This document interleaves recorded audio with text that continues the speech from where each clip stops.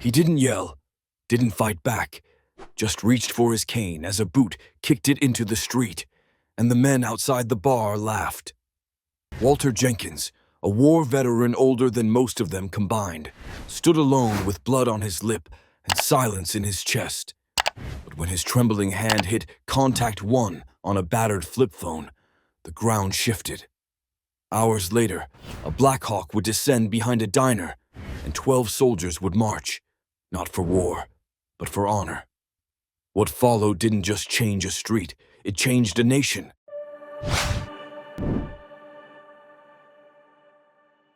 The sidewalk wasn't cracked, it wasn't slippery. It was just there, hard and uncaring, when Walter Jenkins lost his footing.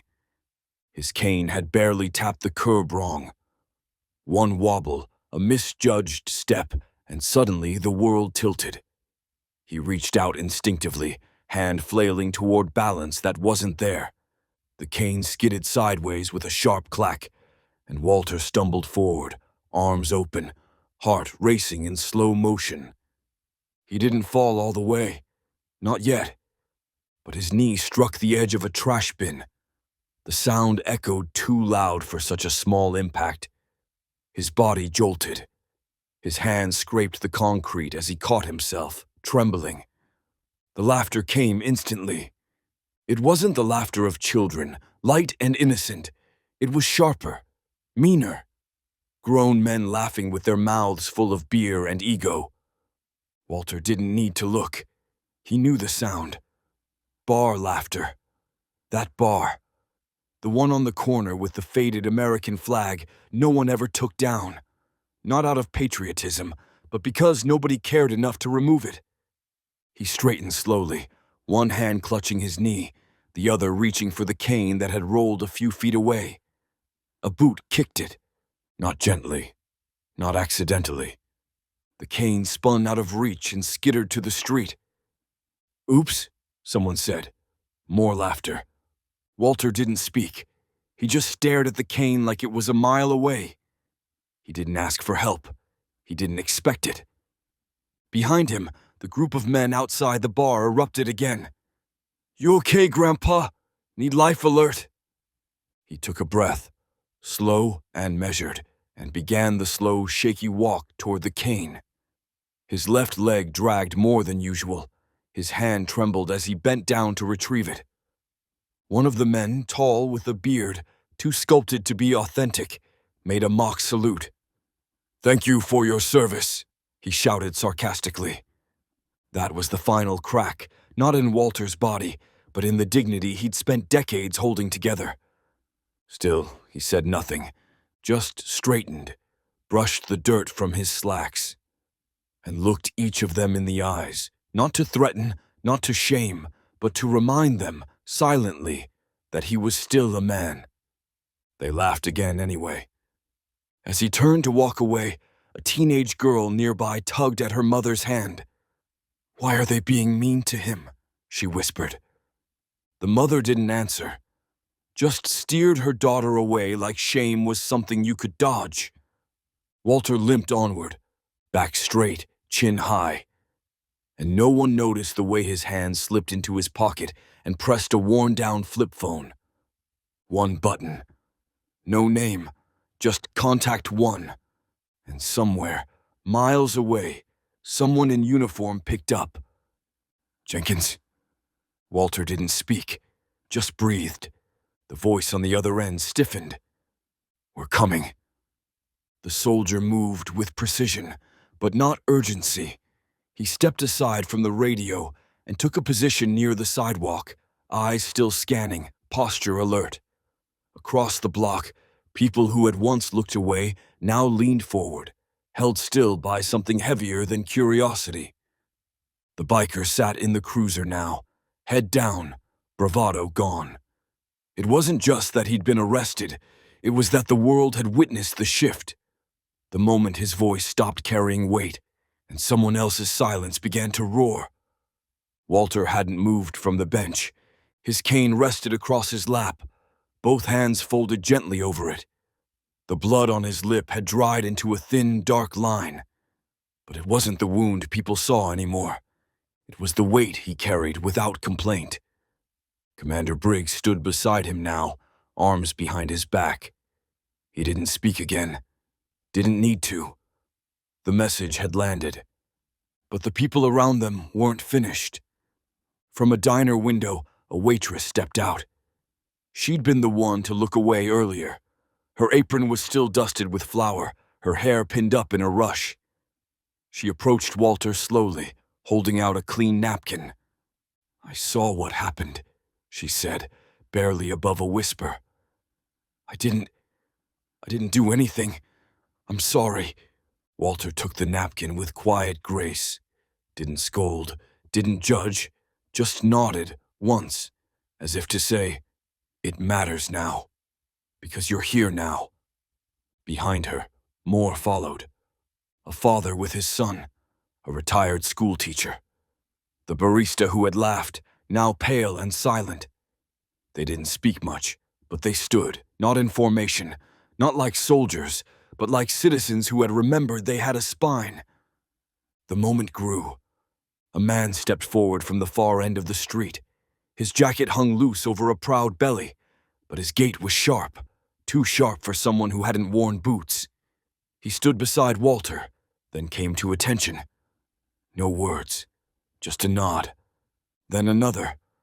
This one older, eyes watery. Then a woman in a beret with medals pinned to her chest. One by one, they lined the street. Veterans. Not summoned, not called, just arriving because somewhere, someone they understood had been disrespected. And that wasn't acceptable. A boy, 10, maybe 11, stood rigid near the back. Saluted like he'd seen in movies. Sloppy, earnest. Walter noticed, smiled, just barely. Across the street, someone whispered, "This is what it should have been all along." No one moved to take credit. No one posted for clout. They just stood. And for the first time in years, Walter didn't feel like he was walking home alone. The sun had dipped a little lower now, casting long shadows across the sidewalk. The warmth of the day had thinned, but no one moved. Not the veterans lined up shoulder to shoulder, not the civilians finally still enough to feel shame, not even Walter, who sat as if the bench had grown roots beneath him. The street had gone quiet in the way churches do when grief meets reverence. Then came the sound. Low and distant at first, like thunder caught behind a mountain. It rolled across the town with the weight of something unmistakable. Helicopter rotors. Not a passing bird, not a news chopper. No, this was different. A young woman near the corner gasped, "That's military!" From behind the low row of storefronts, it emerged, matte black, clean. A Black Hawk, dipping lower than most had ever seen in person, made its descent behind the diner parking lot. Trees swayed, dust rose, people shielded their eyes. The veterans didn't flinch. The civilians, on instinct, took a step back. Walter didn't look surprised.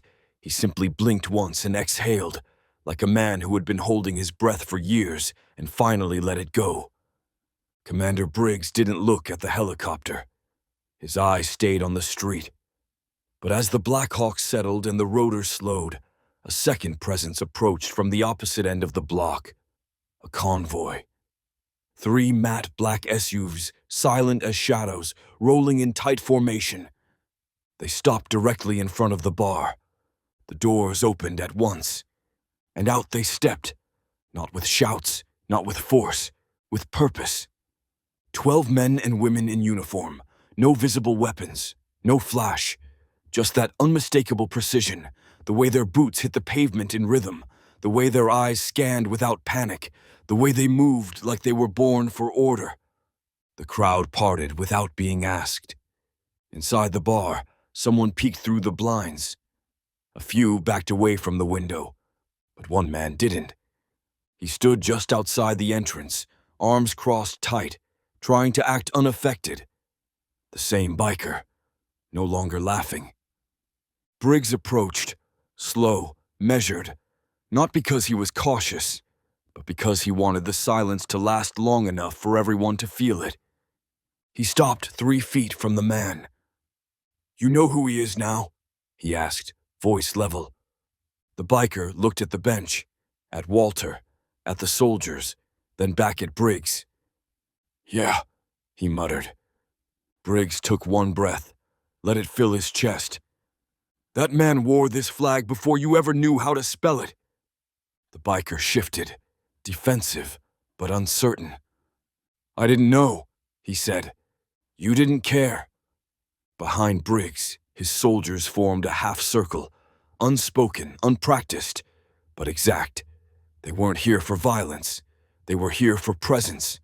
And presence was enough, because when a man like Walter is disrespected in public, the response shouldn't come from rage.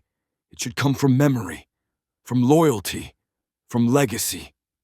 And this was legacy arriving on foot. Walter looked on, quiet as ever, but if you looked close, his hand had stopped shaking. The weight of silence had changed. What once felt heavy with shame now hung with awe. Even the air seemed different, thicker somehow, like every breath had to earn its place. The soldiers didn't speak. They didn't need to. Their presence was a language most people had forgotten how to understand. The biker, still standing in front of the bar, shifted again. His bravado had crumbled hours ago, but now even his posture betrayed regret. His arms weren't crossed to project toughness anymore. They were crossed like a shield, like a man trying to hide the shaking underneath. Briggs didn't look away. "You think this is just about a slap?" he said, voice still quiet. "It's about what that slap meant." The biker said nothing. Briggs took a single step forward, not threatening, just closer. "That man didn't fall because he was weak. He fell because no one thought he was worth catching." A murmur rippled through the crowd. Walter, still seated, watched. He hadn't spoken once since the unit arrived, but now, as the breeze stirred his jacket and the street held its breath, he raised his eyes and met the biker's gaze. Not with hate, not even anger, but something far heavier. Disappointment. The biker looked away first. Behind Briggs, one of the soldiers adjusted his stance and stepped forward, speaking just loud enough to carry. "Sergeant First Class Walter Jenkins, mechanic, 101st Airborne, Vietnam, Iraq. One of the only men I know who can rebuild a transmission with a Swiss Army knife and a roll of duct tape." The crowd blinked. A few gasps. Some had known he was a vet. No one knew the specifics. No one knew the stories he kept folded like old letters in his heart. Another soldier stepped forward. "Pulled 2 men out of a burning Humvee outside Fallujah. Refused a medevac until every last member of his unit was accounted for." A third voice joined. "Mentored over 60 recruits. Half of us wouldn't be here if it weren't for him." The stories weren't dramatic. They weren't shouted. But they were true. And truth changes a street faster than noise ever could. Inside the coffee shop, someone wiped their eyes. Across the sidewalk, a mother placed her hand on her child's shoulder, as if to say, "Watch this. This is what respect looks like." The biker finally spoke, voice barely audible. "I didn't know." Briggs nodded once. "He's... You could have." And that was enough. He didn't raise his voice, didn't lift a hand. He didn't have to. Behind him, the formation of soldiers began to shift, not rushing, not threatening, just moving like gravity had shifted in their direction. The sound of synchronized boots striking pavement rang louder than any shouted command. The biker shrank a little in his boots. His laugh had died somewhere back in the silence. Briggs stopped just short of him. His eyes never left the man's face. "You didn't just disrespect an old man. You disrespected a legacy. You struck someone who stood when others ran." The biker tried again, his voice thinner now, like a man wading deeper into water he couldn't escape. It was just a slap, all right? The guy, he's old. He'll get over it. He said it like he believed it might undo what had already been done, like reducing the act to something small could make the consequences smaller too. But nothing about this was small anymore. Walter, still seated on the bench, didn't speak, but he didn't look away either. His eyes stayed locked on the man who had put him on the ground, calm, quiet, and full of something stronger than rage. Memory. Briggs let the silence hang for a moment. Then he said what no one expected. "That man is my father." It wasn't loud. It didn't need to be. The weight of those words hit like a dropped stone in still water. The crowd let out a collective breath they hadn't realized they were holding. The biker's mouth opened slightly, but no sound came out. His eyes bounced from Briggs to Walter to the soldiers behind him. Realization bloomed slowly, ugly and sharp. Briggs turned, raising a single finger toward one of his men. No words, just a signal. The soldier nodded and stepped back, speaking into a radio clipped to his vest. 2 minutes later, the faint crunch of gravel signaled a new arrival. A police cruiser, no sirens, no flashing lights, pulled to a stop at the end of the block. Quiet, intentional. The officers stepped out with hesitation. They had seen the videos already. Maybe watched the live stream. Maybe read the texts flooding into dispatch. They didn't ask questions. Briggs didn't explain. He just pointed.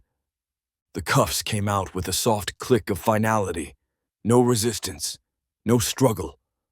The biker's limbs went limp, like all the air had been let out at once.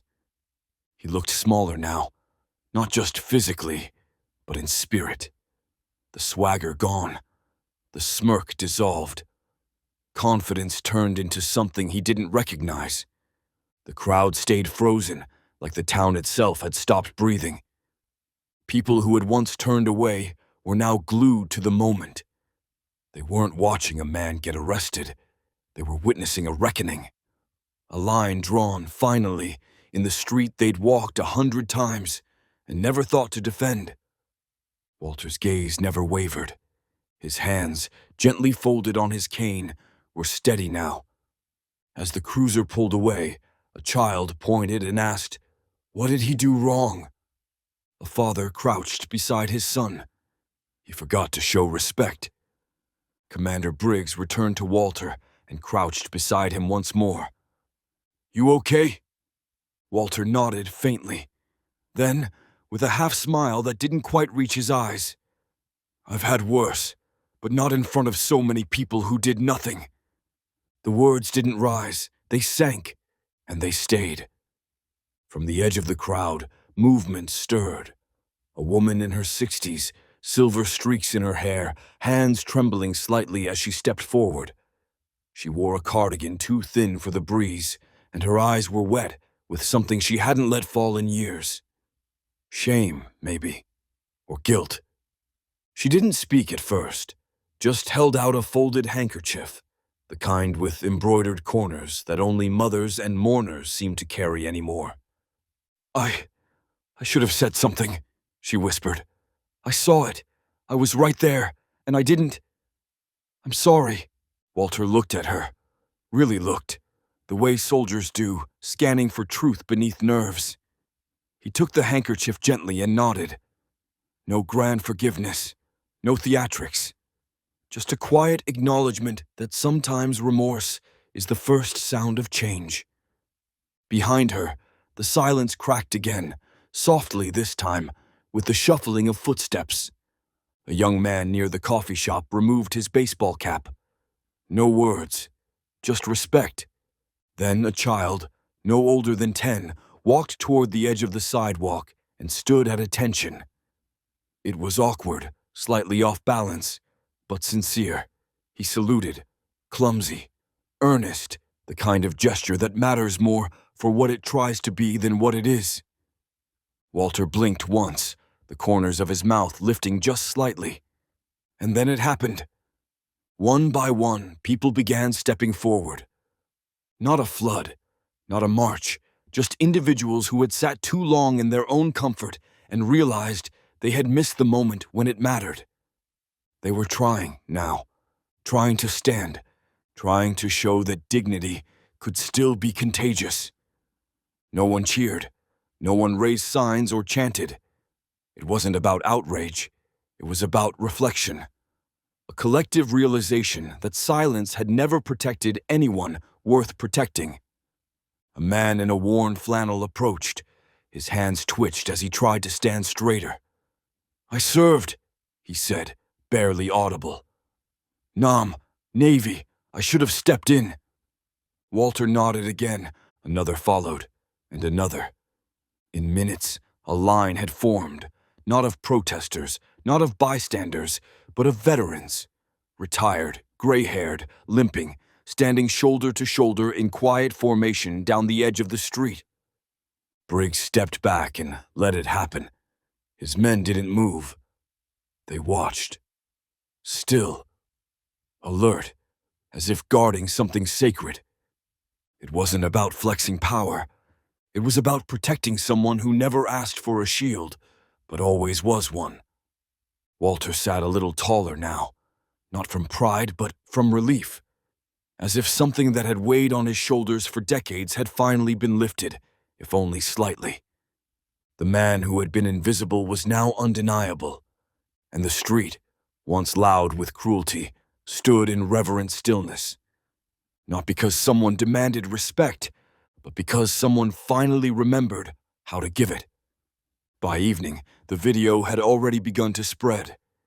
It started small, just a local post, shaky phone footage of a man being struck, then the quiet aftermath. The slap, the fall, the stillness. But it was what came next that no one could scroll past. The synchronized arrival, the Blackhawks' descent, the quiet line of uniforms shielding a single man. There was no dramatic soundtrack, no filter, no hashtags. It didn't need any.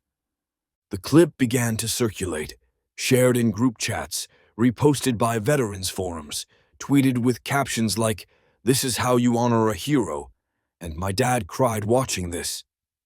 News stations picked it up by nightfall. First local, then regional. Within 12 hours, it hit the national feed. But the headlines weren't about outrage.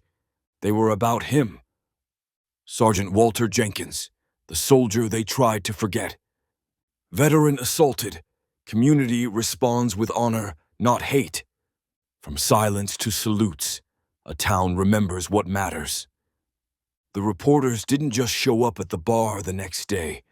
They showed up at Walter's porch, at the diner where he sipped black coffee every Thursday, at the small lot behind the VFW hall where he used to repair old trucks for free. But Walter didn't speak to most of them. He didn't need the spotlight. He'd spent a lifetime in the shadows, holding the line so others didn't have to. Still, his story was told anyway, piece by piece, by those who knew him. A fellow vet from his unit spoke on camera, voice cracking. A waitress recalled how he once paid for a struggling mother's meal, without a word. A mechanic remembered him bringing in a soldier's car every month, just to keep it humming. It wasn't just about the slap anymore. It was about every Thursday Walter had walked this town unseen. It was about every small kindness no one had recorded. And now the world was watching. The mayor issued a statement, somber and personal. "We failed a citizen, we failed a veteran, and we failed ourselves. That ends now." He asked to speak to Walter's son. Briggs agreed, but only on one condition. If this is for the press, he won't come. If it's for him, he might. So plans were made, not with cameras in mind, but with community. The town green was reserved. Local businesses donated chairs, tents, and sound equipment. A middle school choir volunteered to sing. The mayor's office printed a program. Short and simple. No corporate logos. No politics. Just a name, a rank, a date. Walter was invited. And for the first time in a long time, he said yes. Because this wasn't about proving anything. It was about finally being seen. And when he arrived, wheeled gently by a young soldier who insisted on pushing his chair, people rose to their feet. Not because they were told to, but because they knew, deep in their bones, they should have stood a long time ago. The grass on the town green had never seen so many folding chairs. Rows and rows, arranged neatly, facing a modest stage with a wooden podium borrowed from the high school auditorium. It wasn't fancy. It didn't need to be. The people weren't here for spectacle. They were here for something quieter, heavier, something that demanded reverence, not noise. Walter arrived early, not by accident. He had always preferred being early. Punctuality was a habit he never shed, even after retirement. His chair, a standard-issue wheelchair borrowed from the local clinic, was pushed by a young corporal barely old enough to shave. But the grip on the handles was careful, respectful, like he knew exactly who he was guiding. Walter didn't argue. He let himself be helped. For once. As they reached the front row, someone unfolded a blanket and laid it across his knees. Another person tucked a small flag into the crook of his arm. He didn't speak, just nodded, thanked them with his eyes. The mayor, for all his faults, kept his speech brief. He spoke of service, of sacrifice, of the cost of forgetting. But what people remembered wasn't the speech, it was the stillness that followed. The silence that stretched long after the applause faded, as if no one wanted to be the first to break it. Then Commander Briggs took the stage. He didn't walk like a politician. He walked like a son trying to hold it together. He gripped the sides of the podium, took a breath, looked at the crowd, then at his father. "My dad doesn't like attention," he began, voice low and steady. He didn't raise his voice. He didn't fight back. He didn't need to. Briggs looked down, then back up. His life has always spoken louder than fists ever could. Somewhere in the crowd, a veteran cleared his throat. A mother dabbed her eyes. A child whispered, "That's the man from the video." Briggs continued. "He taught me what strength looks like. Not the loud kind. The kind that shows up every day and does the right thing when no one's watching." He turned then, looked directly at Walter. "You changed this place, Dad. Without saying a word, you made everyone stop and remember who we are." Walter blinked slowly, no tears, just a slow nod, as if to say, "That's enough. You did good, son." Briggs stepped down. Walter raised one hand, firm, slow, deliberate. The ovation that followed wasn't thunderous. It was steady, deep. 4 minutes of standing, not for the medals, not for the news cameras, not for vengeance, but for every quiet act of service no one had ever clapped for until now. He didn't need the stage. He had the street. And today, for the first time in decades, it stood for him. A few days later, the letter arrived. No envelope, just a folded sheet of lined paper, creased unevenly, with corners softened by nervous hands. The handwriting was shaky, pressed too hard in some places, almost fading in others. There was no return address, just 6 words. "If you'll meet me, I'll listen." It wasn't signed, but Walter knew who it was from. He sat with it for a long time, reading it again and again, not because he needed to understand it. He understood perfectly, but because he wanted to be sure. Sure that the man who'd once knocked him to the pavement had now found the courage to say something that couldn't be unsaid. Walter had every reason to ignore it. The town had seen the video. The biker had been arrested. Justice, at least in the formal sense, had been served. But something about the letter stuck with him. It wasn't the apology. It didn't even use the word. It was the choice of tone. Unpolished, humble, human. And there was one detail Walter couldn't forget. The smudged ink. He'd seen that before, in letters from his old squad mates, hands trembling with trauma, trying to write home. He'd seen it in hospitals, in waiting rooms, in foxholes. That uneven handwriting spoke of someone who had been taught to hide pain, not process it. He asked his son to arrange a meeting. Quiet, off the record, no cameras, no uniforms, just two men. The courthouse gave them a small conference room before the bikers' formal hearing. The walls were beige, the lights too bright. A fan hummed near the ceiling like an old breath. Walter entered slowly, his cane tapping gently against the linoleum floor. The biker, Kyle, his name was, stood as he came in. Not out of habit, out of guilt. His shoulders were hunched, his hair unkempt, his eyes bloodshot like sleep had been dodging him for days. He didn't offer a handshake. He didn't speak first. Walter sat, settled in, folded his hands on the cane resting across his lap. For a long moment, there was nothing but air between them. Then Kyle exhaled. "I didn't know who you were." Walter met his eyes, calm and steady. "That's the problem. You didn't care." Kyle flinched, but didn't argue. "My dad was military," he said after a pause. "Vietnam. Came back messed up. Grew up hating the uniform. Thought it took him from me." Walter's voice, when it came, was soft. "I knew men like him. Good men. Broken by bad systems. Doesn't mean we stopped trying." There was no lecture, no judgment, just truth standing up straighter than pride. Kyle reached into his coat pocket and slid a form across the table. "Judge's orders or not," he said, voice cracking. "I signed up for therapy, VA volunteer program, driving old vets to appointments. I want to earn something back." Walter looked at the paper, then at Kyle, reached out, laid one weathered hand over the young man's clenched fist. "You won't earn it fast," he said. "But every day you show up, you'll get closer." Kyle nodded, jaw tight, tears sliding free. No cameras caught that moment. But two lives changed quietly in that room. 6 months later, the corner of Broad Street and Ellison Avenue didn't look the same. Where the bench once stood under the chipped lamppost, there was now a small polished stone wall just waist high. Embedded in the stone was a bronze plaque, subtle but powerful. No grand statue, no towering monument.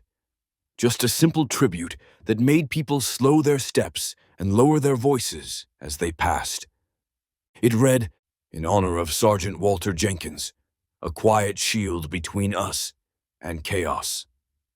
And beneath it, etched deeper than the rest, "He never asked to be seen. He simply stood." People noticed it. Not everyone, not every time, but enough. Students began leaving flowers there on Veterans Day. Little handwritten notes tucked into bouquet stems. "Thank you for your service. My grandpa served too. We see you now." One teacher brought her entire class to the corner once a month. She didn't preach. She just stood beside the plaque, pointed to the words, and asked them to think. And just across the street, on the red brick wall of the coffee shop, a mural had begun to take shape. It wasn't commissioned by the city. It wasn't part of any formal art project. A local artist had seen the footage, like millions of others, and showed up with a sketch pad, a brush, and a ladder. He painted in the mornings, quietly, no fanfare. The mural wasn't of Walter's face. It was a silhouette, an old man with a cane, walking toward the horizon. But around him were others, a line of figures in uniform, all walking behind, some ahead, some beside. Men and women. Black, white, brown. All blurred slightly into one another. The title, scrawled in looping cursive at the bottom corner. "Still marching." The mural turned into a community spot. Veterans came and left small coins. Civilians paused with coffee cups in hand, heads bowed for a few seconds before continuing their day. Even the bar, the same one where it happened, had changed. New management, a new name, no more mock flags or hollow slogans. They didn't forget the past, but they didn't pretend it never happened either. One night, just before closing, the bartender dimmed the lights and left a single candle burning on the table near the mural wall. No one asked why. They just let it burn. The city council, after a unanimous vote, renamed the tiny park behind the old diner. What once was just a patch of grass with a broken swing now had a plaque of its own. Briggs Field, in honor of the son who showed up and the father who never stopped standing. Walter still visited every Thursday. Same boots, same olive jacket, same careful, steady walk. But now, when he passed that corner, someone always waved first. A teenager on a skateboard, a young recruit in uniform. A father pointing him out to his kid, not as a legend, but as an example. And Walter? He just nodded, like he always had, like the mission wasn't over, just quieter now. Kyle, the man who once struck him, was different now too. No leather vest, no forced swagger. He drove a battered but clean minivan with VA decals on the sides, ferrying veterans to and from appointments at the clinic downtown. Twice a week, without fail, rain or shine. He never introduced himself as that guy. He didn't have to. Some knew. Most didn't, and he never offered the story unless someone asked. What mattered more was how he carried himself. Once loud, now deliberate. Once careless, now aware. Sometimes Walter saw him from the diner window, holding the door open for an older vet or carefully lifting a walker out of the trunk with both hands. No fanfare, just small acts done with the weight of someone trying to repay something he could never fully measure. They never made a show of it. They didn't need to. When they saw each other, usually on a Thursday, sometimes at the Mural or in the grocery store, they didn't exchange pleasantries or drag out old stories. They nodded. That was enough. It was a different kind of salute. One made not with hands, but with effort, repetition, consistency. Kyle had started showing up at community cleanups too. He was the one who picked up trash others ignored, who stayed behind to help fold chairs, who learned to listen more than talk. Not to prove he had changed, but because he finally understood what respect really looked like. He even volunteered to repaint the swing set at Briggs Field. Walter found him there one afternoon, sleeves rolled up, palms stained with blue paint, brushing careful strokes over rusted chains and splintered boards. I figured the next generation should have something solid to hold on to, Kyle said, not turning around. Walter leaned on his cane, watching the sky. Good idea. Kyle turned then, just enough. You think I'll ever stop feeling like the guy who did that to you? Walter was quiet for a moment. Then, no, but you'll start feeling like the man who spent every day after doing something about it. Kyle swallowed, nodded, and got back to work. That was how it was between them now. Not a friendship, not exactly. Something else, a tether tied not by similarity, but by choice. One had fallen because of the other, and the other had chosen to stand up differently ever since. It was a kind of justice you couldn't write into law, a kind of redemption no sentence could force, the kind that had to be lived. So Kyle kept showing up, and Walter kept walking. And the town, still learning how to be better, watched them both. Not as a spectacle, but as a quiet reminder that the street they walked on belonged to everyone, especially the ones who once walked it alone. Commander Briggs returned to town only once after the ceremony. No security detail, no formal arrival. Just a quiet drive into the place where he'd grown up, learning how to tie knots and clean his father's boots. where respect wasn't a word you said, it was a thing you lived. He didn't announce his visit. He didn't call ahead. He just showed up one Thursday afternoon and found his father exactly where he expected, on the same bench near the plaque, Kane resting across his lap, watching a breeze shuffle through the leaves of the newly planted trees. Walter didn't look surprised. He just shifted slightly, scooting a few inches to the side as if to say, "Room for you." Briggs sat down, the bench creaking softly under the weight of shared history.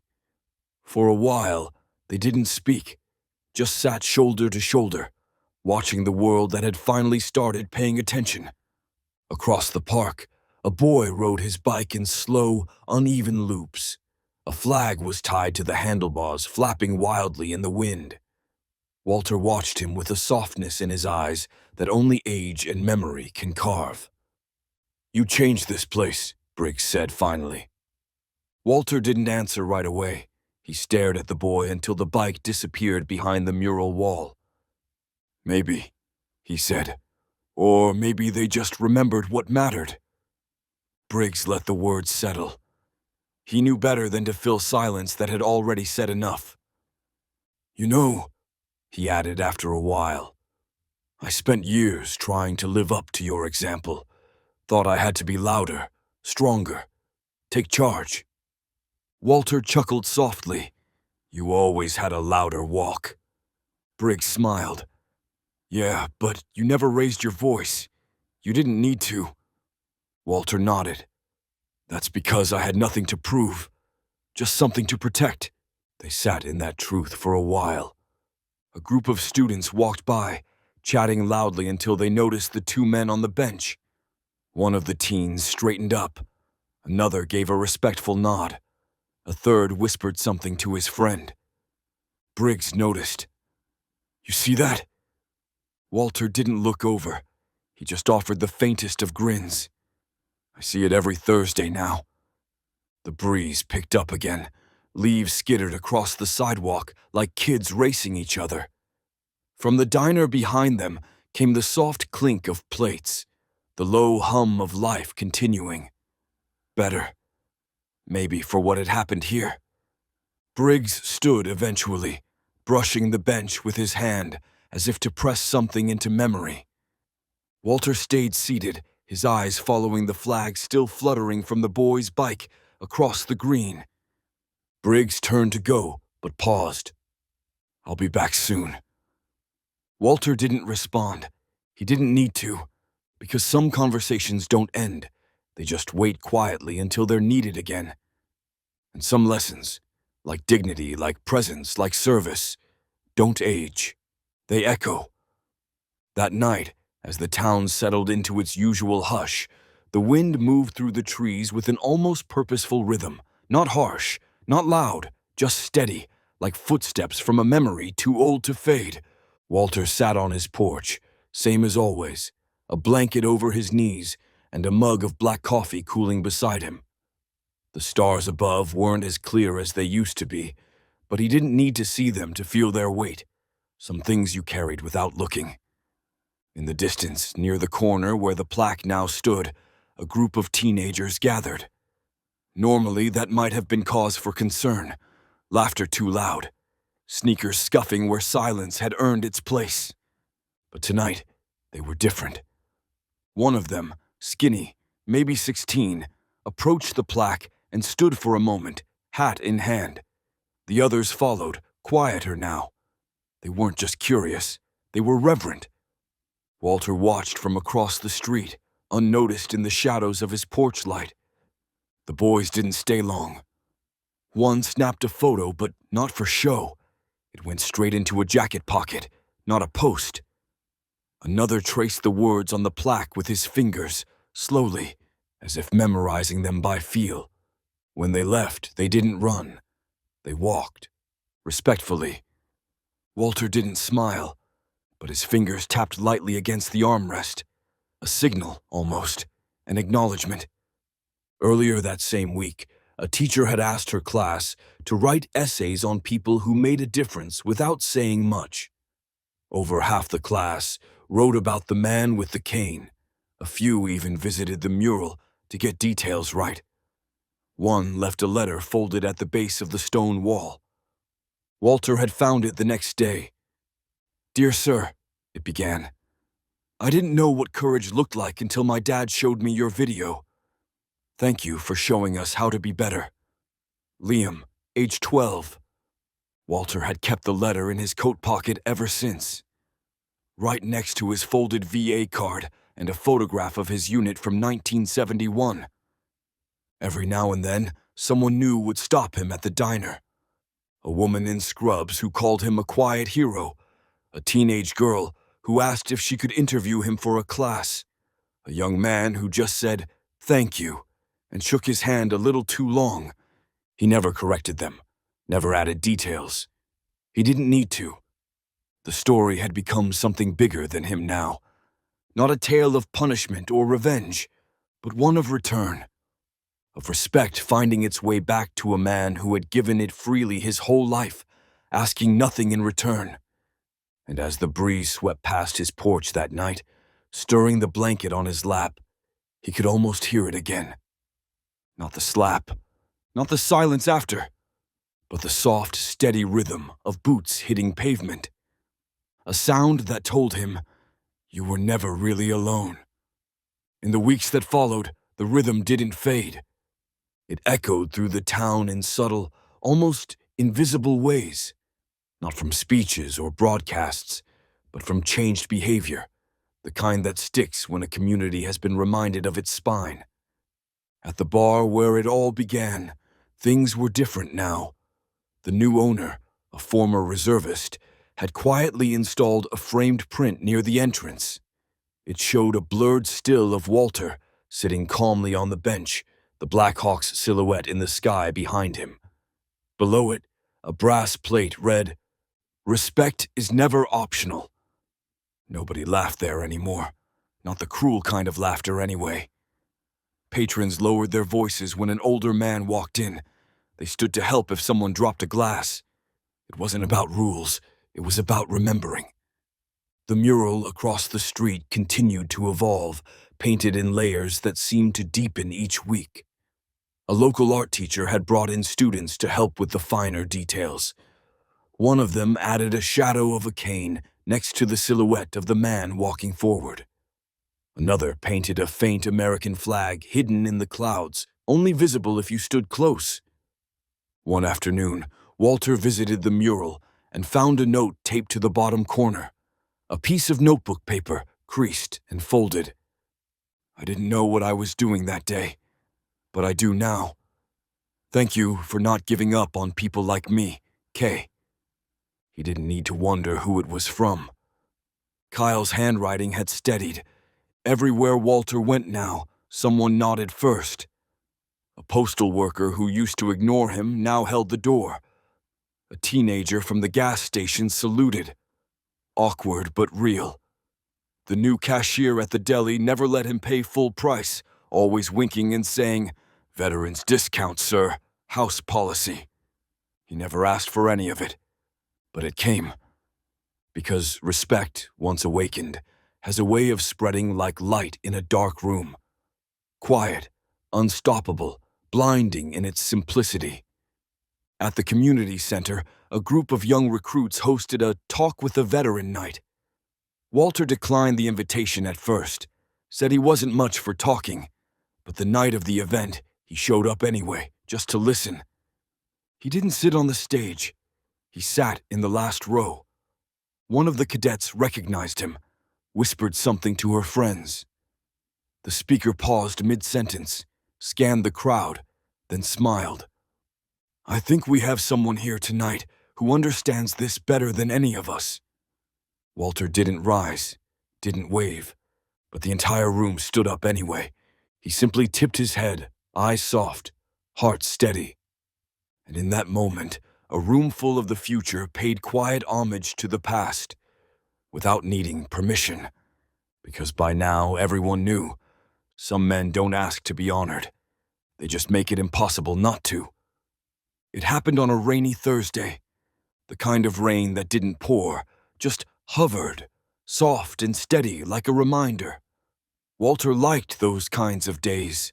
They kept things quiet, slowed the world down enough to make it feel human again. He was at the diner, seated at his usual booth by the window. The waitress, a new girl named Marcy, had learned quickly not to ask too many questions, just to keep the coffee hot and the sugar within reach. She was young, kind-eyed, the kind who always gave a little more than she had to. Across the street, he watched the town move under umbrellas. The plaque caught droplets that slid down like tears someone else was brave enough to shed. He didn't expect anything out of the ordinary. But then the bell above the door jingled, and in stepped a young man, soaked to the elbows, his uniform dark with rain and effort. He looked around, spotted Walter instantly, and made a direct path to the booth. Walter raised an eyebrow as the kid stopped just shy of the table, boots squeaking on the tile. "Permission to sit, sir?" the boy asked. Walter gestured to the seat across from him. "You don't need permission for respect." The boy sat carefully, removing his hat and placing it on the table like it was made of glass. He was maybe 19, clean-cut, nervous. "I just shipped out last week," he said. "They showed us your story during orientation, said you reminded everyone what uniform meant." Walter didn't reply right away. He just sipped his coffee, studying the boy like a blueprint. "My dad never served," the recruit continued. "Said the world forgot how to honor people like you. But when he saw the video, he cried. Said he was wrong, that I should meet you if I could." Walter finally set his mug down. "You don't owe me anything." "I know," the boy said, "but I wanted to say thank you for not letting the world turn away." He stood then, no ceremony, no audience, just one young soldier and one old one in a nearly empty diner, and he saluted perfectly. Walter looked up at him, not with surprise, but with something deeper. Gratitude, recognition. Then, with slow precision, he returned the salute. When the boy left, Marcy came over, fresh coffee pot in hand, and said softly, "Does that happen often now?" Walter smiled faintly. "More than you'd think." Outside, the rain continued, tapping against the glass like a steady heartbeat. He looked back out the window and saw a couple pause at the plaque across the street. The woman placed a hand on her husband's arm. He took off his cap. No phones, no recording, just reverence. Walter turned back to his coffee. The world hadn't changed completely, but it was learning, one gesture at a time. Briggs Field had become more than just a patch of green behind the diner. Where there was once a neglected stretch of grass, now stood a living reminder of what the town almost forgot. Kids played there after school. Parents sipped coffee from to-go cups on the benches. Veterans walked its path in slow, deliberate steps, some alone, some in quiet pairs. And every Thursday, like clockwork, Walter would arrive. Sometimes on foot, sometimes in the wheelchair when the walk felt a little longer than usual. But always there, boots tied neatly, jacket pressed the best he could manage, the faint glint of his old service pin tucked near the collar. He didn't come for ceremony. He came to sit, to watch, to remember, and lately, to be remembered. One particular Thursday, as late autumn leaves danced across the sidewalk, he noticed a young woman struggling near the far end of the park. She was holding a clipboard and trying to hang a laminated poster onto the new community bulletin board. The wind had other plans. Walter rose, slow but steady, and made his way over. "Need a hand?" he asked, already holding out the extra thumbtack she didn't know she'd dropped. She turned, startled, then softened. "You're him, aren't you?" He didn't answer, just helped her pin the poster down before it could escape again. She smiled. We're organizing a Veterans Day ceremony here. A few of us thought, well, that this place should feel like more than just a park that got renamed. Walter nodded. Good instinct. She hesitated. Would you be willing to say a few words at the event? He looked out at the field, the grass, the trees, the plaque, the swing set Kyle had painted, and then back at her. I think I've said enough, he said. She looked disappointed, but nodded respectfully. But, he added, voice quiet, I'll stand with you. Sometimes standing is louder than words. Her eyes lit up, and she offered her hand. He shook it, firm but warm. That Sunday, flyers went up, posters on shop windows, school announcements. Social media pages shared the invite with a kind of reverence not common for local events. And when the day came, Briggs Field filled with people, not packed, but present. Veterans in hats and jackets, civilians in coats and scarves, children waving small flags. One old stereo played a soft instrumental version of America the Beautiful. Walter stood at the edge, cane in hand, watching it unfold. No cameras, no speech, just people showing up. The young woman from before stood beside him, beaming with nervous pride. You were right, she whispered. Just standing. People feel that. Walter didn't respond. He didn't need to. Because sometimes the loudest thing a town can hear is the sound of its own conscience, finally showing up on time. The ceremony at Briggs Field came and went, but its echoes stayed. For weeks afterward, people talked about it. Not because of the decorations or the music or even the veterans in attendance, but because of what didn't happen. No loud speeches, no applause lines, no political posturing, just presence, just standing. Walter hadn't expected anything more than that, but one morning, as he walked past the diner on his way home, something caught his eye. A new sign, freshly installed near the front entrance.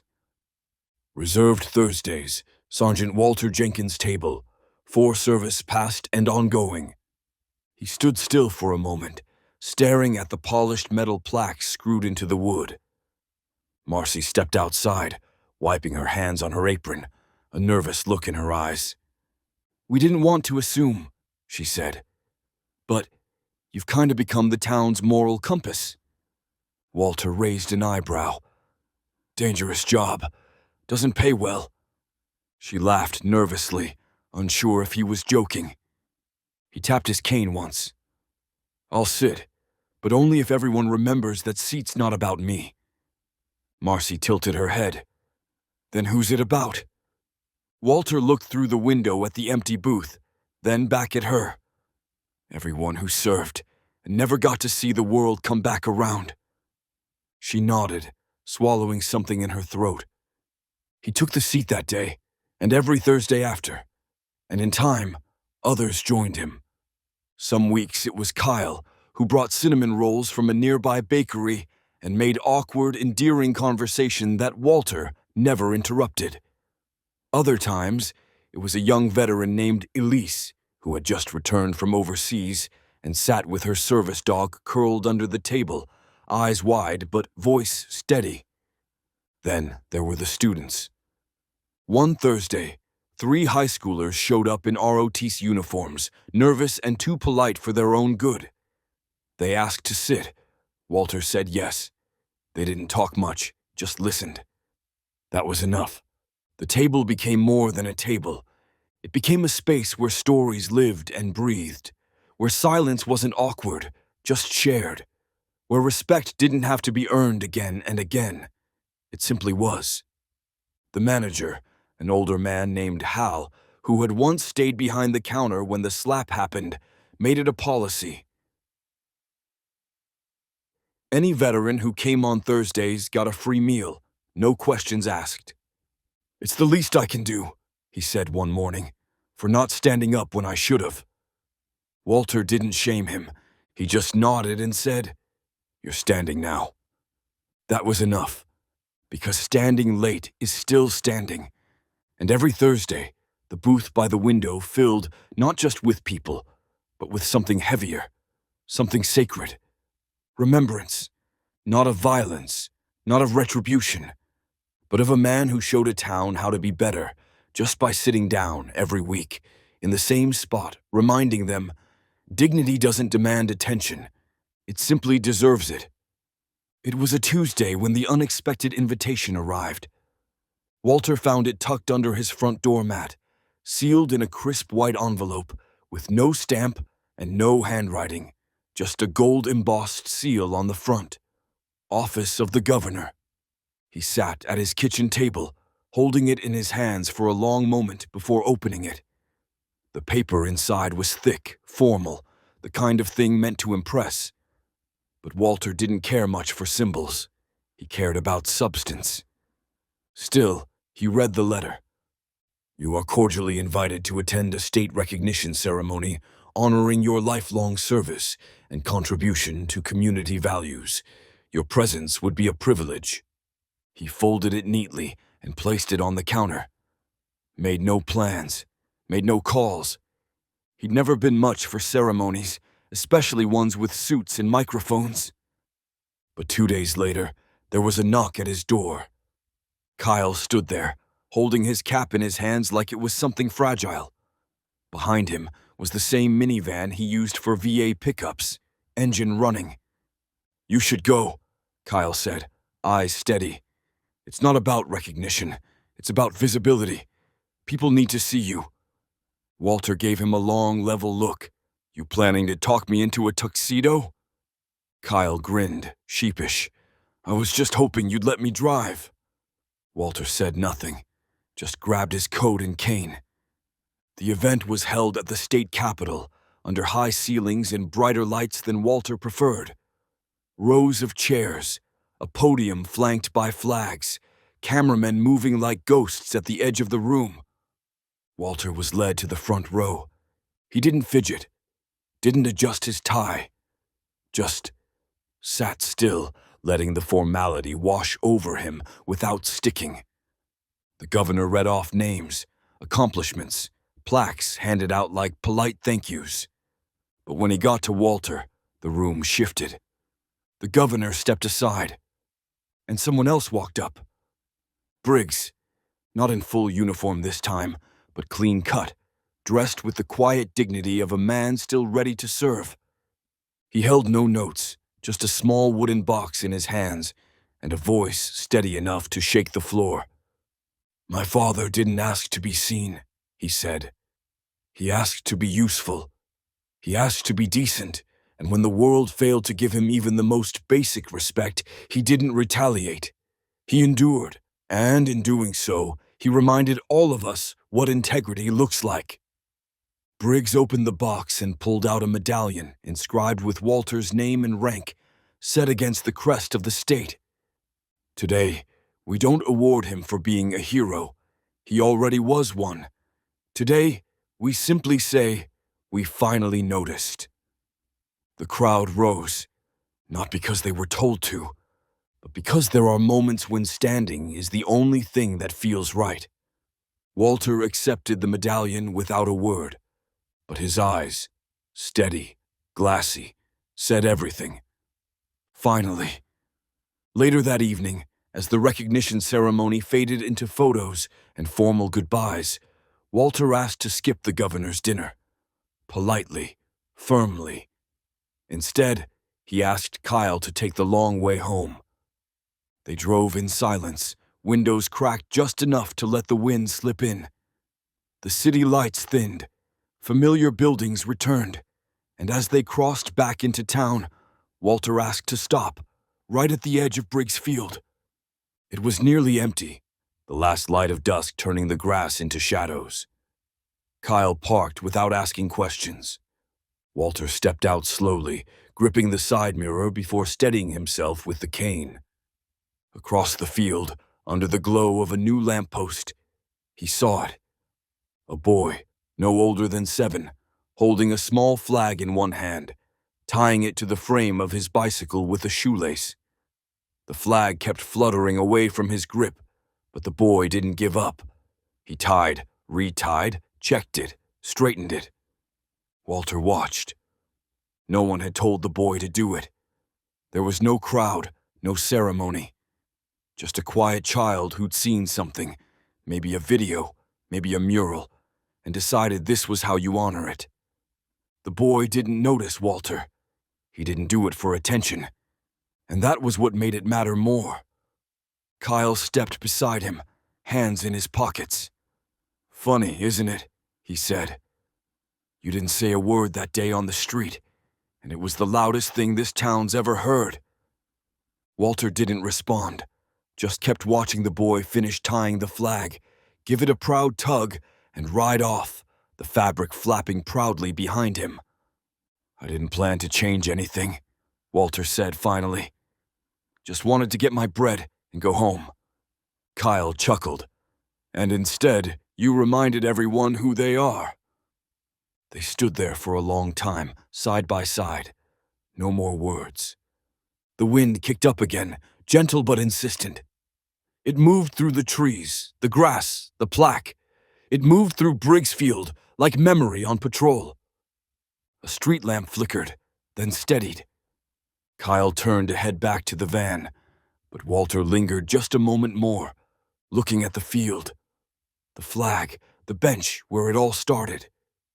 And then, just before he turned to leave, he whispered under his breath, not for anyone else to hear, but maybe for the sky. "Not bad for a quiet life."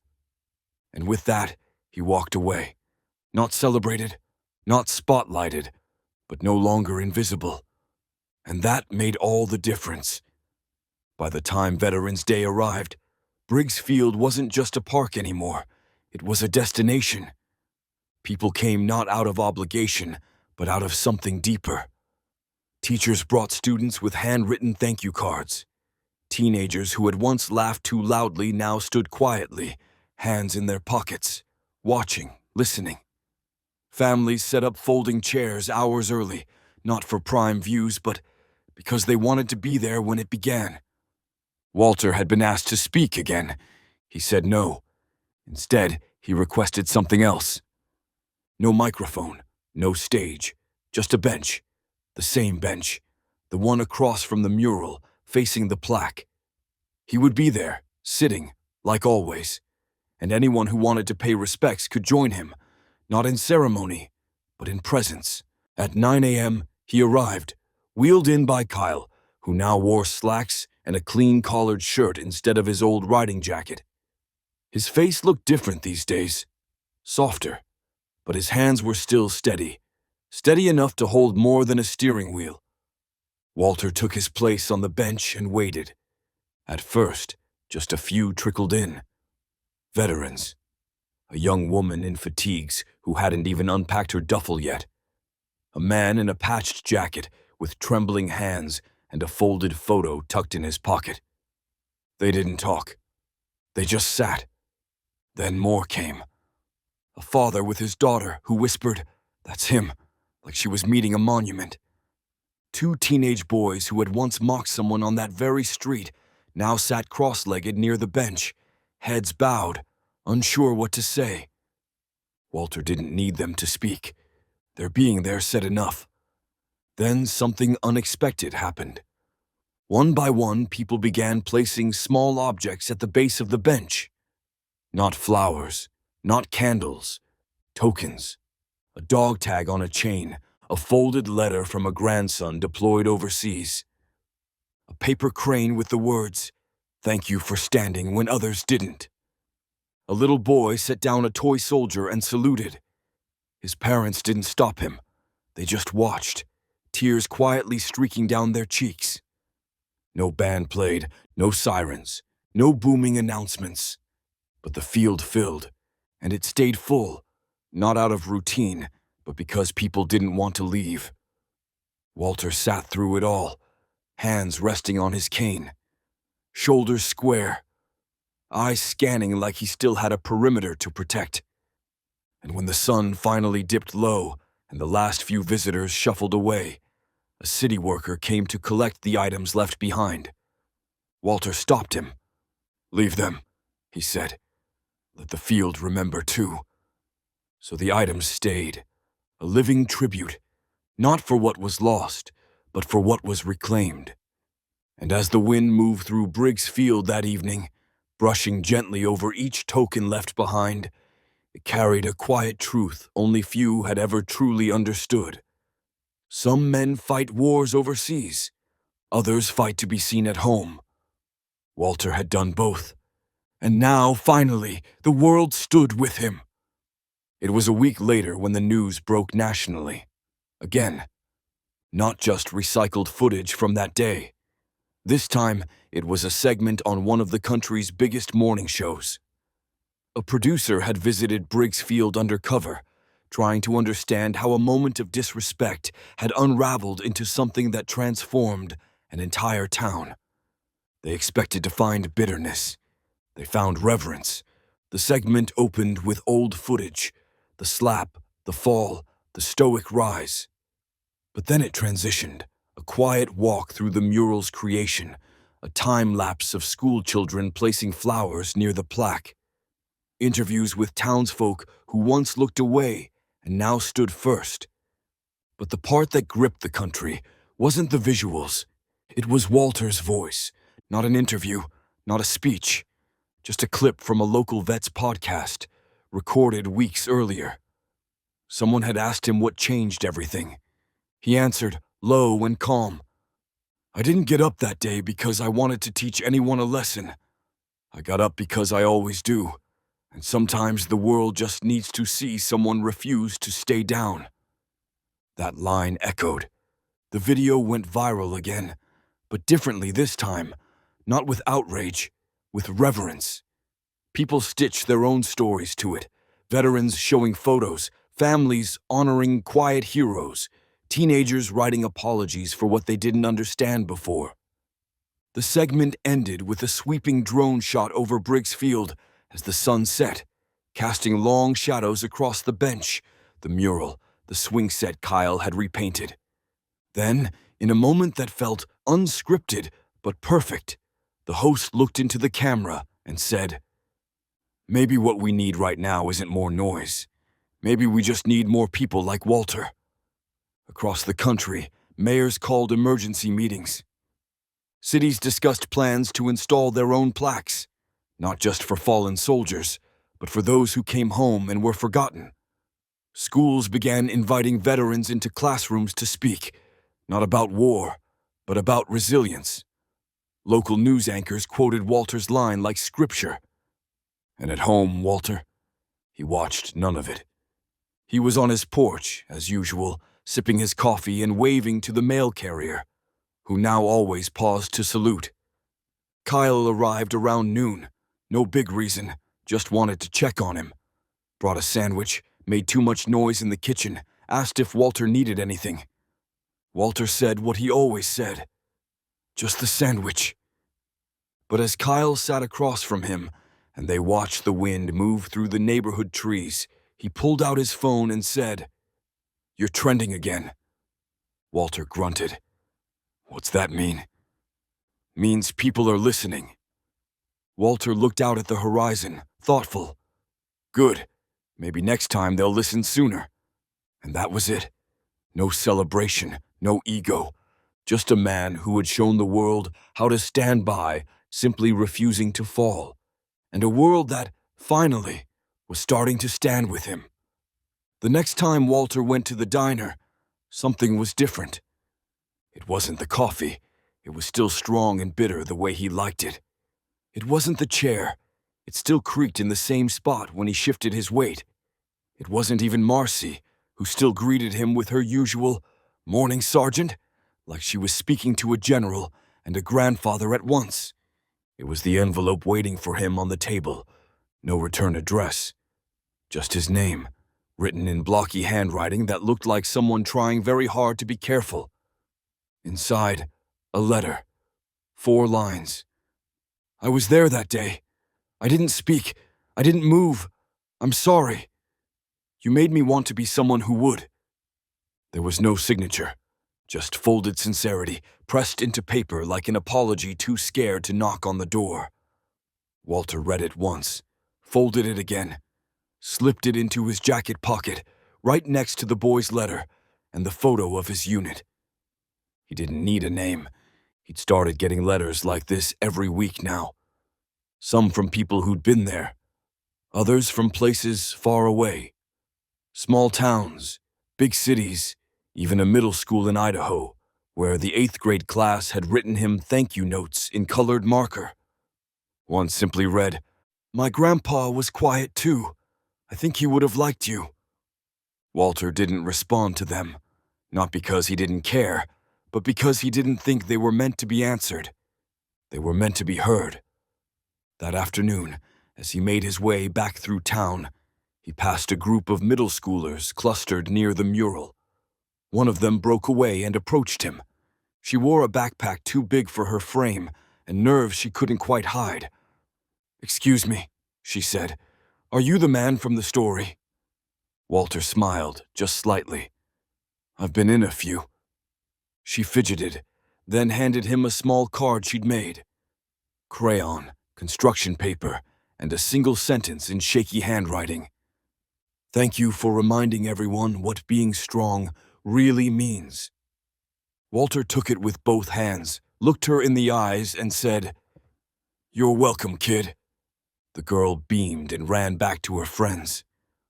Walter kept walking, and as he reached Briggs Field, the wind picked up again, cool, crisp, like the season turning. A young father was helping his son tie a ribbon to the bench. Walter didn't interrupt, just stood nearby, letting the moment exist without taking ownership of it. The man looked up.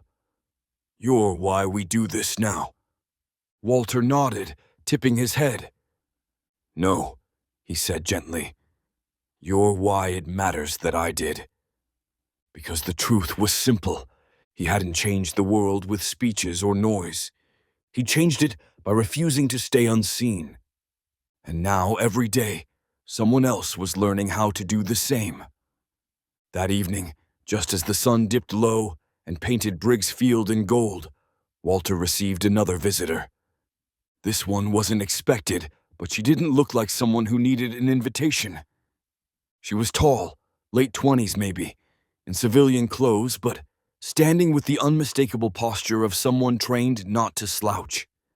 Her jacket was zipped tight against the breeze, but a small military patch peeked out from under the collar. Her boots were scuffed, not fashionably, but honestly. She walked straight up to Walter's porch, paused at the bottom step, and spoke like someone who'd been practicing in the mirror. "Sir, my name is Lieutenant Grace Nolan. I came to say thank you." Walter looked up from his chair, raising an eyebrow. "For what?" She climbed the steps slowly, respectfully. "For showing us how it's done." He gestured to the empty chair beside him. She sat, careful not to let her coat touch the ground. "I was in training when your video went viral," she continued. "They showed it to us during Ethics Week, not to teach us about combat, to teach us about character." Walter listened, quiet as ever. She took a breath. "That story changed how a lot of us see our responsibility. To each other, to the people we serve when we get back, not just in uniform, but always." He sipped his coffee, then set it down with a soft clink. "You don't serve the country for applause," he said. "You do it so other people can forget they needed protecting in the first place." She nodded. "I know, but I just wanted you to know. We didn't forget." They sat in silence after that, watching the light bend across the rooftops. A dog barked in the distance. Somewhere, wind chimes caught a gust and sang briefly, like laughter from another lifetime. Before she left, Grace pulled something from her jacket, a folded patch from her first deployment. She held it out to him with both hands. "I'm not giving this because you need it," she said. "I'm giving it because I needed to." Walter looked at the patch, desert tan, edges frayed, the insignia hand-stitched where the machine thread had worn away. He took it gently, thumb brushing across the surface. "I'll keep it," he said. "Not because I earned it, but because it means you're watching. And that's enough." She stood, saluted, not for protocol, for respect. Walter didn't return the salute with his hand. He nodded, slow and sure, the kind of nod that says, "I see you too." As she walked away, back down the steps and into the fading daylight, Walter sat with the patch in his lap, the wind curling around him like an old friend. And somewhere between the chimes and the hush of evening, he smiled, not for recognition, but because someone, somewhere, would carry the torch forward. And that meant everything. The next morning, the sun rose over Briggs Field with the kind of quiet promise Walter had always trusted more than fanfare. He was already there, as usual, jacket zipped, cane resting against the bench, hands folded patiently in his lap. But today, he wasn't alone. Kyle arrived early, walking slowly beside a small boy, no older than 6. The boy clutched a tiny bouquet of hand-picked wildflowers, mostly dandelions and weeds, but gathered with the care of someone who didn't know the rules, and in doing so, got it exactly right. Walter watched them approach, eyes narrowing a little against the sunlight. Kyle smiled, nodding. "He wanted to meet you." The boy stepped forward, silent at first, then held out the flowers with both hands like an offering. "These are for being brave," he said. Walter took the flowers, nodded once, and answered in the only way that mattered. "Thank you, son. You brought more than most ever do." The boy beamed, then ran back to Kyle, who rested a hand on his shoulder. It was just another Thursday. But more kept arriving. Not just people, but gestures. An elderly woman set down a folded flag beside the bench and whispered, "It was my brother's. He would have liked you." A teenage boy left behind his track medal with a note scribbled on the back, "For someone who walked taller than anyone I know." A young girl set her favorite stuffed animal on the bench for a few minutes, patting its head before taking it back and saying, "She just wanted to sit with a hero." Walter never asked for these things. He never kept them either. But he remembered every single one.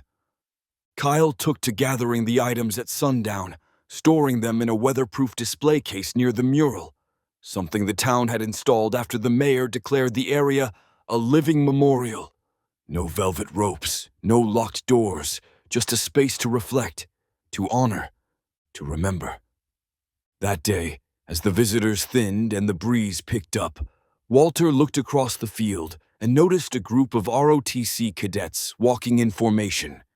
Not sharp, not perfect, but determined. When they reached the mural, they turned to face the bench and held a moment of silence. No instructions, no cameras, just respect. Marcy passed by on her way home, paused beside Walter and said, "They come every week now. Did you know that?" Walter looked out at the cadets, then back at her. "They don't come for me," he said. "They come because someone reminded them why it matters." She didn't argue, just smiled. And when she walked off, Walter leaned back slightly, watching the flag at the top of the mural flutter in the wind. No anthem played, no speech followed. But if you listened closely, you could almost hear it. The soft chorus of thank yous, finally catching up to the man who never asked for them. And for once, they arrived right on time. That weekend, Walter received a message he hadn't expected. Not from a politician or a journalist, but from the local high school principal. It was handwritten, tucked inside a formal-looking envelope, but scrawled with enough urgency to feel real. "Mr. Jenkins, the senior class would be honored if you would speak at their graduation. You've taught this town more than any textbook ever could. We'd be grateful for 5 minutes of your time. With respect, Principal Hammond." Walter stared at the letter for a long time, unsure. Not because he was nervous, but because he wasn't certain he had anything left to say that hadn't already been spoken in silence. Still, when the day came, he put on his best shirt, straightened the creases in his trousers as best he could, and let Kyle drive him to the stadium behind the high school. He sat backstage, hands folded on his cane, listening as speeches echoed over the loudspeakers. Talks of future dreams, college plans, the world waiting for you. And then it was his turn. They wheeled him to the center of the stage. No podium, no teleprompter, just a folding chair, a microphone on a stand, and a sea of faces staring up with something close to reverence. Walter took a breath and stood. Slow, deliberate, the way he'd stood 1,000 times before, on bases, in barracks, at burials. This time, it felt heavier. "I wasn't planning to say yes," he began, voice low but clear. "I figured I'd said enough just by being around. But then I realized, sometimes the right words only matter if they come from someone who's lived through their meaning." The stadium was quiet. Not still, not tense, just listening. "I served this country not because I thought it was perfect, but because I believed it could always be better. And I still believe that. But better doesn't just show up. You build it, with choices, with presence." He paused, letting the silence settle. "When someone falls beside you, ask if they're all right. When someone's overlooked, stand beside them. When a moment asks for courage, don't wait for someone else to answer." He looked toward the graduates in the front row. "You don't need medals to serve. You don't need uniforms to lead. You just need to show up, like it matters." Another pause. "And if you forget all that someday, which you might, just remember the bench. Remember that standing up doesn't always mean speaking loud. Sometimes it just means not walking away." He didn't say goodbye. He didn't ask for applause. He simply gave a small nod. And the stadium rose. One by one, without a word, the audience stood. Not because they were told, but because something inside them already knew. And Walter? He just sat back down, hands on his cane, eyes scanning the horizon like a soldier taking the final watch. Because even in his quietest moments, he never stopped teaching them how to stand. It was a few days after the graduation when Walter returned to Briggs Field, expecting nothing more than his usual quiet walk and a seat beneath the now familiar plaque. But as he rounded the corner, something stopped him. Children, a class of elementary school students, no more than 10 years old, sat cross-legged on the grass. Their teacher stood nearby, pointing at the mural, her voice low but clear enough to carry on the breeze. Walter stayed just out of view, listening. "And this," she said, "is a place of remembrance, not for war, but for respect. That's Walter Jenkins up there in the mural. He lives right here in town." A hand shot up. "Is he a hero?" The teacher smiled. "That depends on what you think a hero is. He didn't stop a bomb. He didn't win a battle. He just reminded all of us how to be better people." The class went quiet. One child whispered, "My grandpa was a soldier too." Another said, "We watched the video in class. My dad cried." Walter stepped closer, not to interrupt, but because his heart had pulled him forward. The teacher turned, noticed him, and her hand went to her chest. "Oh, class," she said gently. "This is Mr. Jenkins." The children turned like a wave. One boy stood up awkwardly, almost tripping over his shoelaces, and blurted, "You're the man who got up." Walter raised a brow. "I've gotten up a lot of times, son. Which one are we talking about?" The kids giggled, and the tension dissolved. The teacher asked, "Would you mind saying a few words?" Walter shook his head. "No speeches today, but I'll sit if I'm allowed." He made his way to the bench, slow but steady, and lowered himself down. The children circled around him, still and curious. "You all know the story?" he asked. They nodded. "Well," he said, Then you already know the most important part. A girl tilted her head. Which part? That I wasn't the one who changed the town, Walter replied. You were. All of you. When you watched. When you remembered. When you chose to care. The kids were silent. Then a boy, maybe 9, scooted forward and said, I told my big brother not to make fun of old people anymore, 'cause you never know what they did for you. Walter smiled, small and proud. Sounds like you taught him something. As the class gathered their things to leave, the teacher thanked him, voice choked with emotion. You're not just part of the curriculum, she said. You're part of their compass. Walter didn't respond right away. Just watched the children skip toward the street, their laughter bouncing off the stone and sky. He looked at the mural once more, and for the first time, he didn't see his own silhouette. He saw a path, and he knew it was being walked now, not behind him, but forward. A few mornings later, as Walter made his slow way down Main Street, cane tapping a familiar rhythm, he noticed something unusual outside the coffee shop. A motorcycle. Not the loud kind, not polished chrome with a thunderous engine. This one was modest, a little worn, parked neatly by the curb with a small decal on the side that read, VA Volunteer Transport. And standing next to it was Kyle.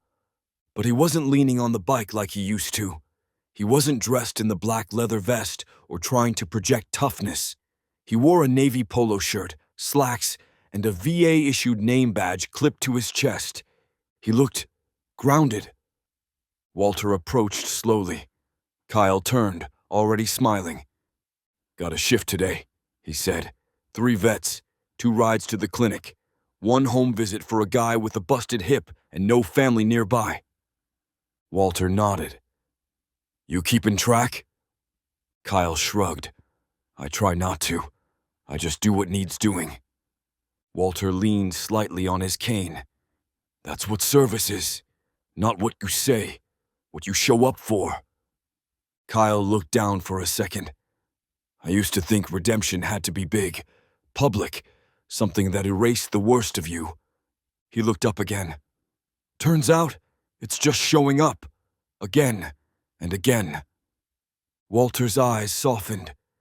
You're wearing a uniform now. You just had to earn it in a different way. They stood in silence for a moment, the morning breeze carrying the smell of fresh coffee and the sound of distant school bells. Then Kyle reached into his pocket and pulled out a keychain. A dog tag, slightly rusted, engraved, not with a name, but with 2 words. Still marching. I had a few made, he said, handing one to Walter. Gave 'em out to the guys I drive. Said they could give it away when they feel like someone's walking the road with them. Walter turned it in his hand, thumb brushing the edge. He didn't say much, just nodded. From inside the shop, the barista noticed them and gave a little wave.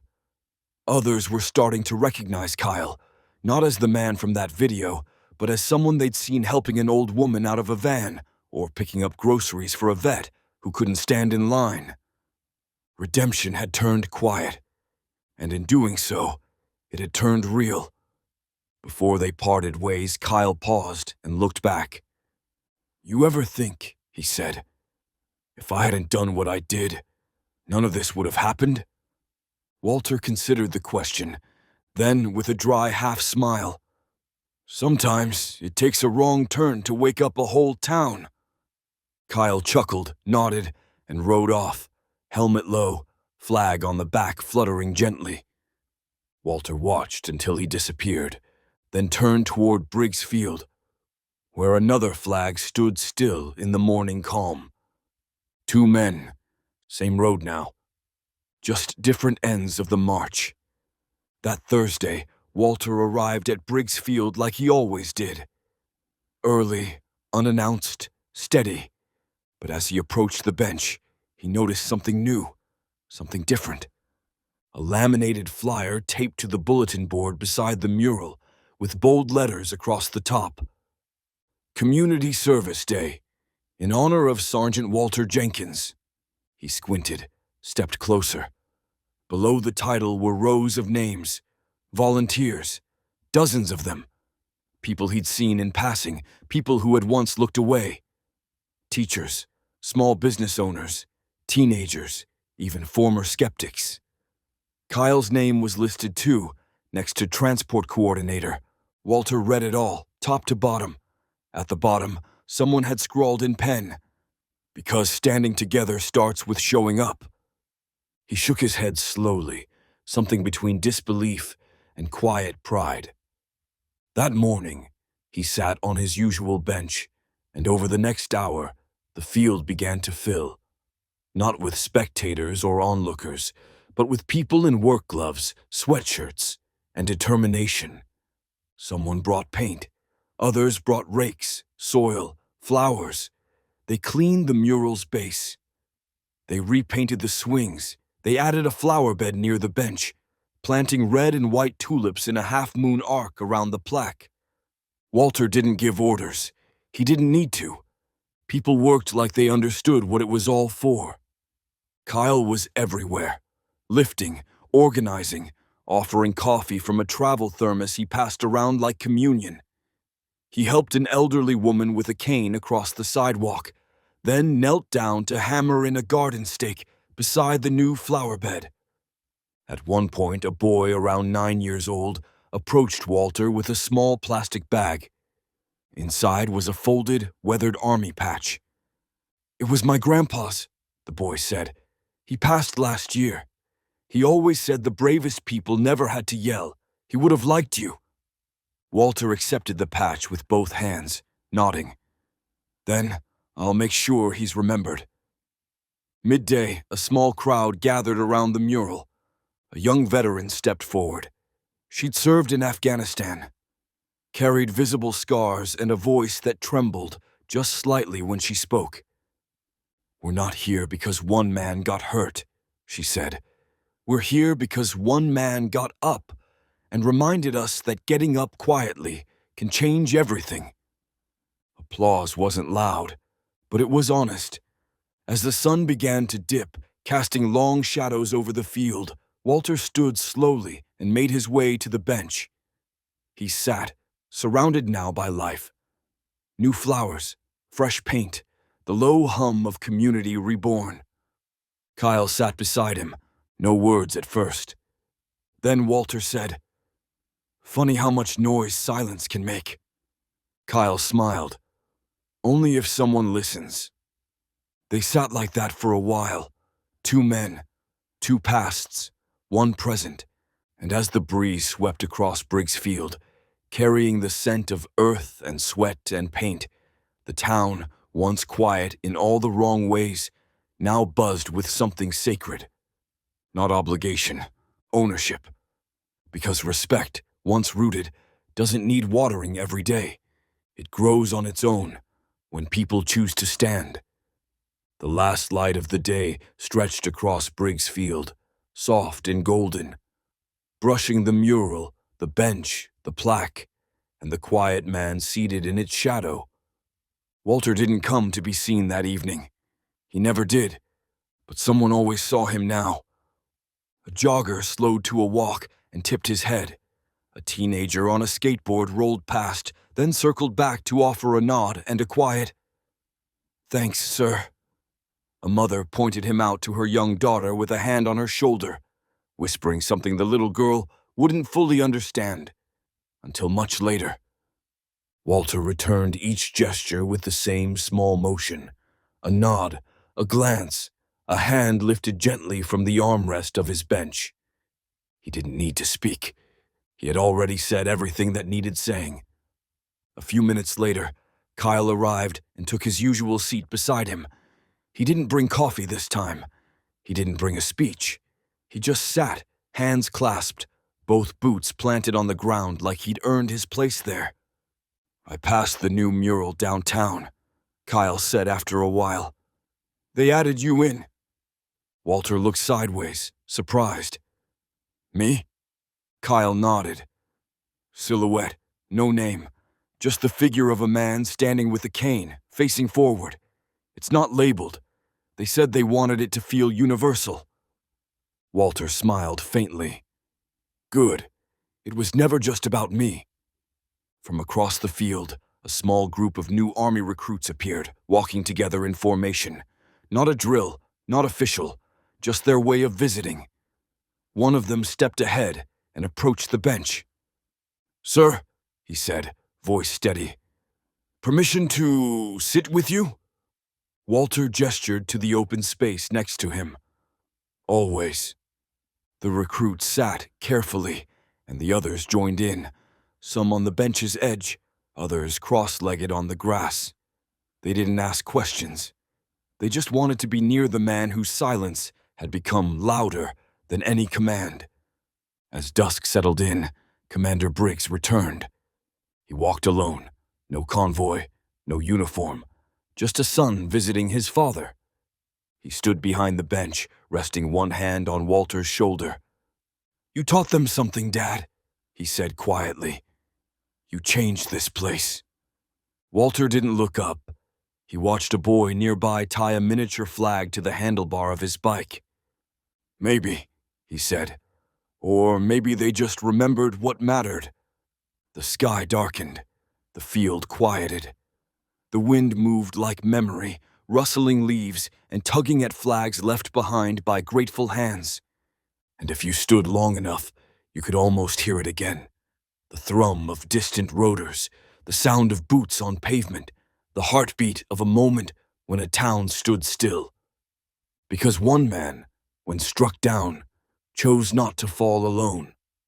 He chose to stand, and by doing so, he taught a street, a city, and a nation what it means to truly see someone.